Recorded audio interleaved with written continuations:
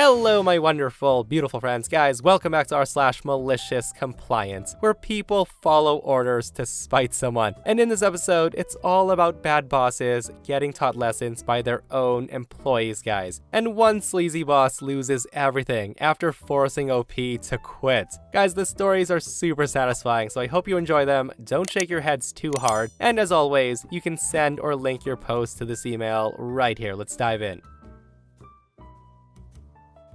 So this happened 20 years ago, after I turned 18 and during my first adult job as a cook. I worked in a franchise that had a very creepy clown as a mascot. After working there for 6 months, I decided that I preferred to work as a bartender. So it was known that I was trying to find some other job in a bar. This is a bit relevant with what happened. So I was supposed to clock out at 4 p.m. As soon as my shift ended, I punched my card and I was on my way to change clothes so I can leave.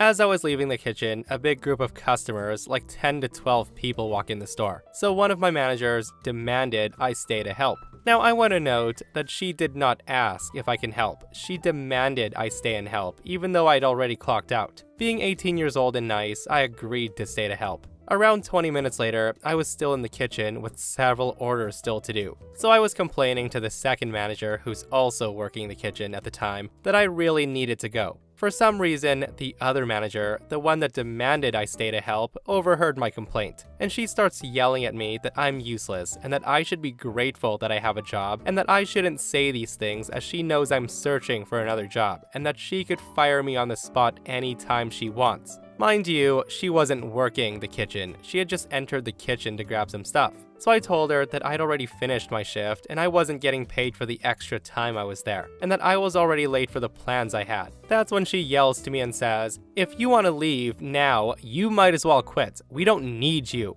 So cue the malicious compliance. I followed her instruction to the letter. I told her, yes, I want to leave now, so I quit. I then took off my shirt and pants as they were company issued, and I went to pick up my stuff wearing only my underwear. Even after picking up my clothes, I didn't bother to get dressed. I just walked out the front door in my underwear. My shoes were also mine, so I wasn't barefoot. I walked to my car where I put the rest of my clothes on. This happened in full view of the customers, as the kitchen is in direct view from the whole store. She was dumbfounded, and some customers even told me good job, because they had heard how nasty she was being with me. Later, I found out that she was reprimanded by the owner, probably because everything happened in full view of customers, and I even got a small bonus on my last paycheck. Within the next couple of weeks, I found a bartending job that I kept for a few years. So in the end, everything worked out for the best. Oh man, guys, what OP did that day, some people only dream about doing. Like, there's nothing worse than having a boss that basically thinks that they own you. So the fact that OP quit on the spot and just walked out of there with only their underwear on was absolutely amazing.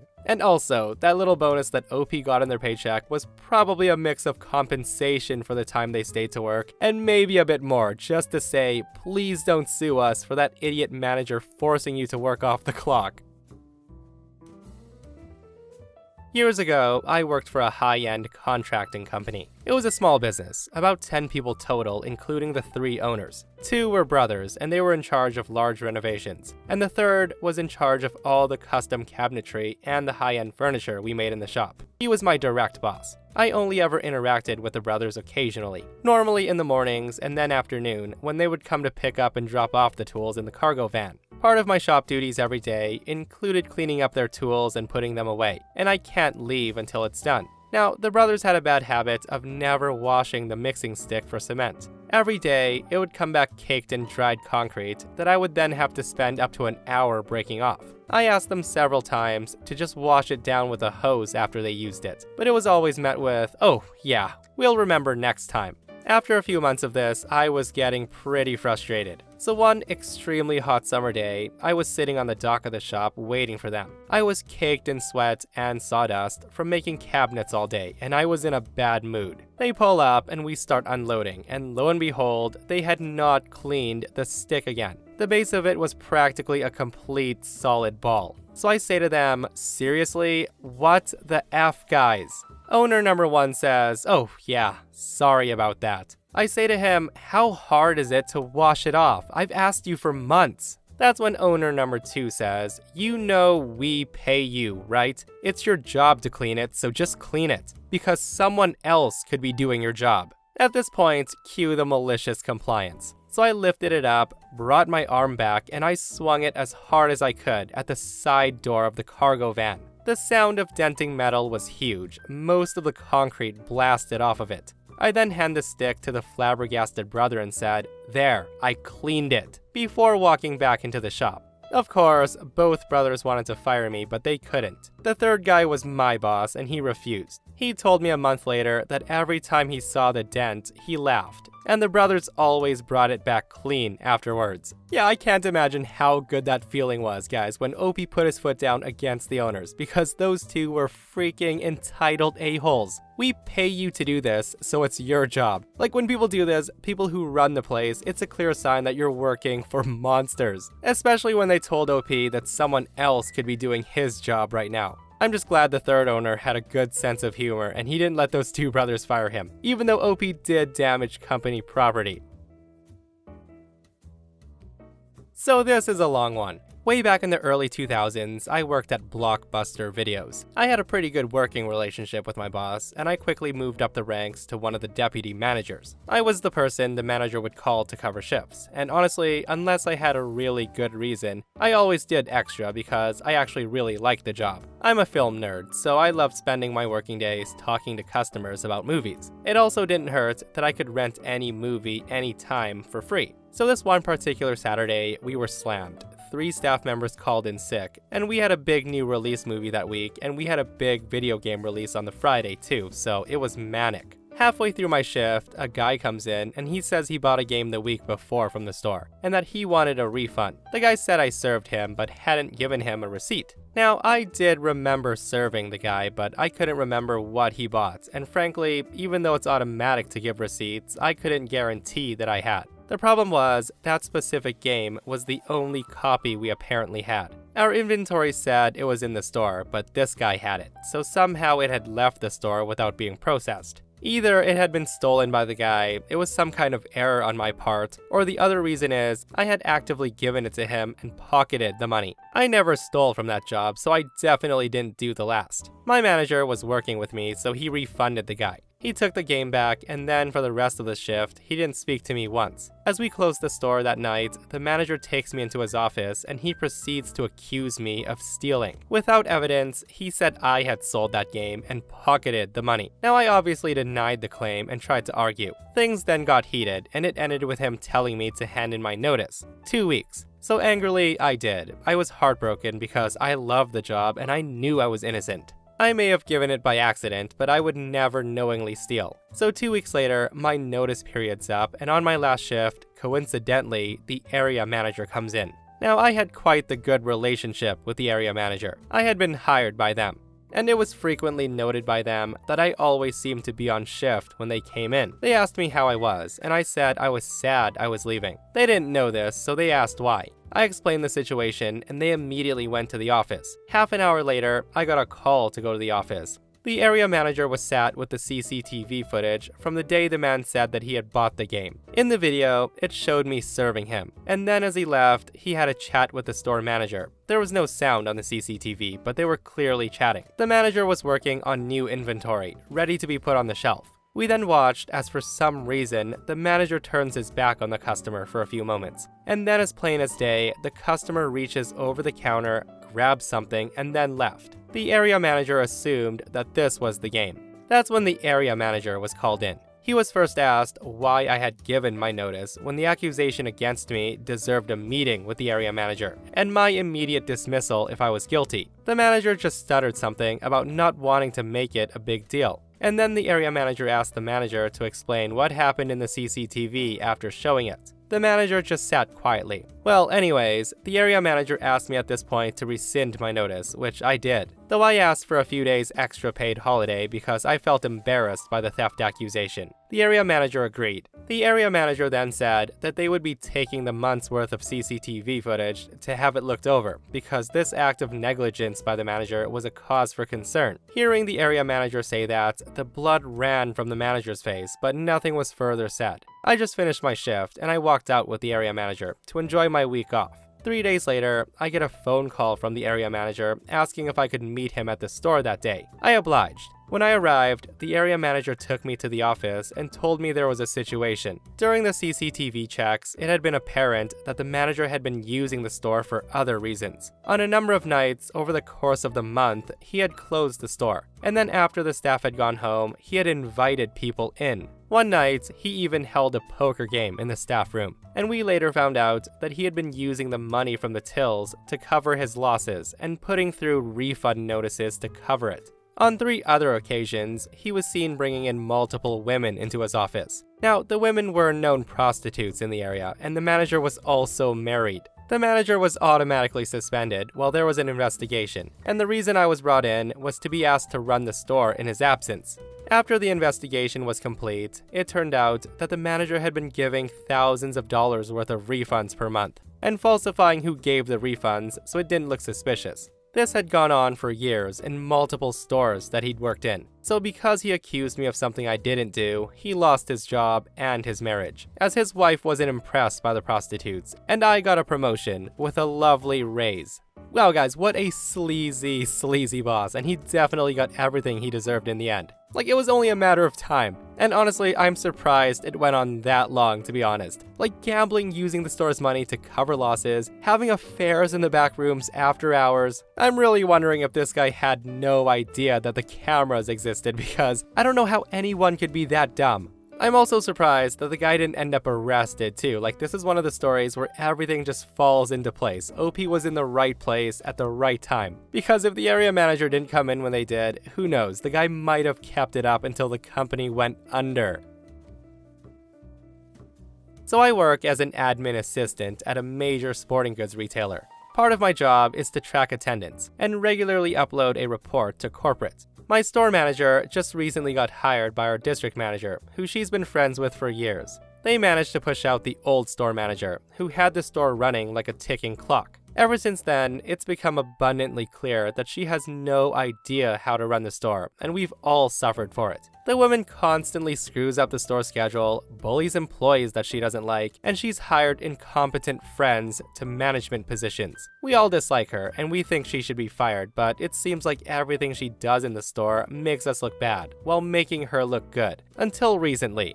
So like I said above, a part of my job is tracking attendance. Yet for years, it's been common knowledge that those in my position are expected to fail to upload attendance records to corporate, because the company's policies on attendance are extremely harsh, and many employees fail to meet attendance due to factors out of their control. For instance, employees who come in before we open to process our freight often clock in late because the managers on duty take their sweet time opening the front doors for these employees. It's not their fault they come in late, and on some occasions, certain employees have been left outside for upwards of 30 minutes after ringing our doorbell because the only person who could open the doors was busy and they didn't hear the doorbell, which is soft. Anyways, if I should upload the attendance record to corporate, many of these employees would probably be fired on the spot by our regional manager through email, because these things are automated and mandatory. As a side note, the store manager is one of the managers who likes to take 10 or 15 minutes to open the door for freight employees. We all hate her for this because when it's winter, we have to wait those 10 or 15 minutes outside the door in the freezing cold, and she acts like it's no big deal. Anyways, her district manager friend recently moved to another district, and we got a new district manager who's looking to move up in corporate. To do this, she has to make sure all of our metrics look awesome, including attendance.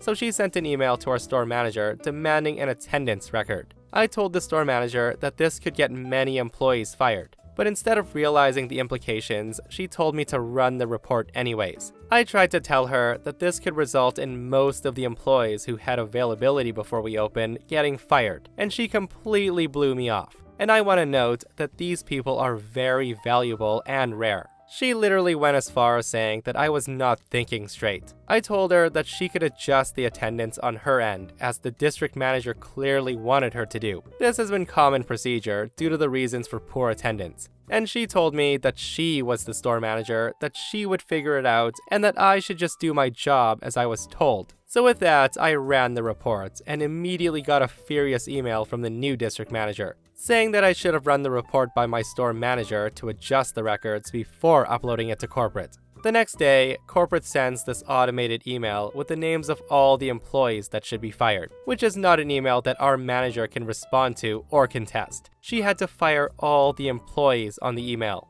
And as it turned out, every single employee with availability before we opened got fired. 15 people. And every other employee in the store is a student with no ability to work before 10 a.m. So there's nobody to process our freight, which is a massive job. I got an email from a friend in corporate yesterday that said the regional manager was lining up a replacement for our store manager due to incompetence. None of us are surprised. Okay, I'm really wondering what sporting goods store this is because, guys, that policy sounds absolutely bonkers. Like, automated attendance-based email firings have got to be the most absurd corporate policy that I've ever heard of. And also, this sounds like a terrible place to work at. Like district managers that expect attendance records to be doctored, super strict zero-tolerance attendance policies, managers not letting employees in the building to clock in on time. Oh boy, guys, all I can say is good luck hiring 15 new employees when you have no manager to interview them. A long time ago, I was working at a company that, despite being multinational, had a very small staff due to its nature. It was a very specialized medical field. So this, plus the constant staff absences from the office due to site and field trips, meant that everyone at all degrees of seniority came and went from the head office, and they mucked in and did whatever needed doing whenever they were there. Eventually, however, it came to the point of needing a dedicated office person for answering the phone, data entry, filing, etc. So the specialist could focus more on the medical work, and a girl was hired. I was away consulting on a site setup when she started, and this is what happened when I came back and met her. I got back in the morning, and I wasn't planning on working immediately after such a long trip. Instead, I was planning on picking up my 5-year-old nephew from school and going to the park with him. We were going to drop off some papers and a case full of medical equipment at the office on the way. So I arrive at the office wearing jeans with a child in tow. Now, this is fairly unremarkable. Our job schedule is non-standard, and to accommodate this, drop-ins at all hours in various states of sometimes casual dress are frequent. So I step into the office and say, "Hi, you must be the new girl." The new girl cuts me off and says, "What do you want?" I say to her, "I'm just dropping off the equipment case and some paperwork." The girl doesn't bother to reply. She just shrugs towards the back where the case goes. I put the papers on the edge of the desk in order to wrangle the case into its cupboard. The girl screams at me and says, "Don't you put them there. They don't belong there." I ask her, "Where would you like them?" The girl says, "Where would I like them? They've got nothing to do with me. Just get them out of my way." At this point, I take a deep breath. I remember that she has no way of knowing who I am or my role with the company. I say to her, "Actually, these need to be entered in the computer, so should I hand them to you or do you have a tray?" She replies, "How about you do your work and stop trying to shove it onto me? And that child should not be here." Now, my nephew's been in the office many times. He looks startled at this and a bit upset. I then say, "I understand that you're taking over in the office." She cuts me off again and says, "That's right. And as the manager, I need to tell you that in the future, you need to dress appropriately and do the work you're given." I then take another deep breath. I try to muster sympathy as she's new and she possibly hasn't realized the jeans and the child aren't out of line for a quick drop-off. I then summon a smile for a final attempt at making the encounter more pleasant. I say to her, "You know, I never finished introducing myself. She then interrupts me and says to my nephew, "Don't touch anything. Just because your mother lets you get away with coming in here doesn't mean I will put up with it. In fact, you can go stand outside." At this, my nephew's confused and distraught at this attack, and he bursts into tears. Suddenly, I'm not giving a damn if she's new. I lost all sympathy and the smile, and I say, "No, I don't think so. He's not going anywhere." The girl says, "If you don't like it, you can take it up with the CEO. I'm a close personal friend as well as the manager here, and he's happy for me to run the office as I see fit." Hearing that, I'm thinking, take it up with the CEO, she says. Malicious compliance time. I know he'll be in shortly, so I decide to wait and do just that. A few minutes later, he comes through the door, and my nephew screams, "Daddy!" and runs over and gets hugs. The CEO then says to me, "Oh great, you're back. Have you met the new girl yet?" He then looks at her and says, "Susie, this is Dr. So-and-so, my business partner and sister. I hope you've been treating her well." He then takes the papers off me and hands them to her. And then he looks closer at his son and says, "What's wrong, kiddo? Has someone not been nice to you?" So yeah, we did not fire her, she just didn't show up the next day. We don't know what happened to her after that. She never contacted us for a reference. Yeah, I'm not surprised she didn't show up the next day, guys, because I would have died of embarrassment if I pulled the "I'm friends with the owner and manager" card and having it backfire on me that hard. I just wish I could have seen the look on her face when Opie's nephew shouted "Daddy" when the CEO walked through those doors.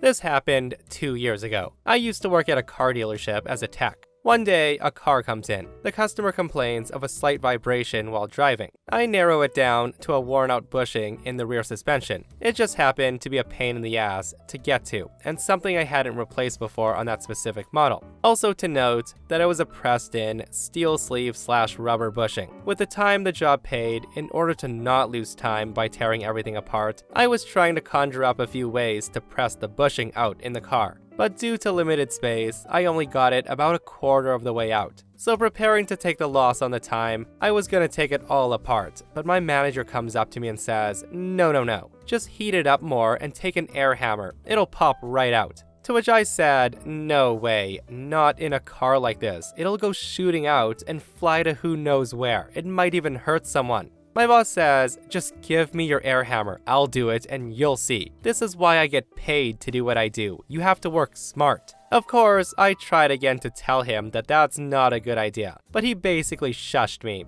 And I thought to myself, gladly, have at it. So my boss takes the air hammer and the bushing starts to move a little and then it goes shooting out. And in a perfect chain of events, it shoots downward, hits the tire from the car that was leaning against my lift post, and then ricochets right into the door of another car in the bay next to me. The owner of that car just happened to be standing right outside the shop door, and he's been talking to my manager. It left a nice golf ball-sized dent smack dab in the middle of the door, and it also took some paint with it. I just took my air hammer back, and I gave him the "I told you" look. My boss just babbles off a few words about, "Of course we'll take care of fixing it, accidents happen, etc."